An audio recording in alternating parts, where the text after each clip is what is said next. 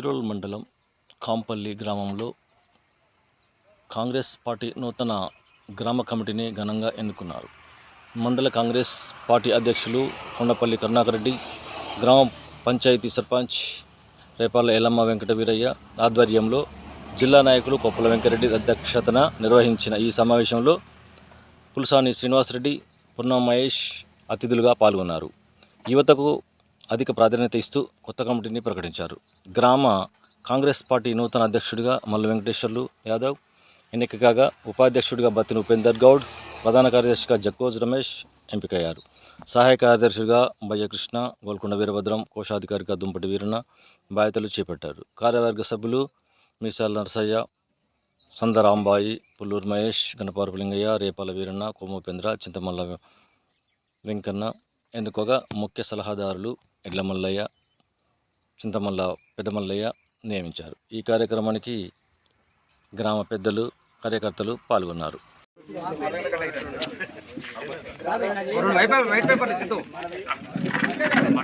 నమస్కారాలు. గ్రామ కమిటీ గురించి చాలా చర్చించుకోవడం జరిగింది. గ్రామ కమిటీలో అధ్యక్షుడిగా మల్లు వెంకటేశ్వర్లు గారిని, ఉపాధ్యక్షునిగా బత్తి ఉపేందర్ గారిని, అదేవిధంగా జక్కోజ్ రమేష్ అన్నయ్య గారిని, అదేవిధంగా నారాయణని, వీరందరి, మోహన్ని, ఆదిరాని, మధుని, వీళ్ళందరినీ కోరుకోవడం జరిగింది. వీళ్ళందరికీ సంతోషంగా ఉన్నది. మాకు వీళ్ళందరినీ కలుపుకొని అధ్యక్షుడు కానీ మేము కానీ అందరం కలుపుకొని పోయి కమిటీ ద్వారా అందరికీ న్యాయం చేకూరుస్తానని మేము కోరుకుంటున్నాం. అందరూ నాకు ఎన్నుకున్నందుకు మీ అందరికీ కృతజ్ఞతలు.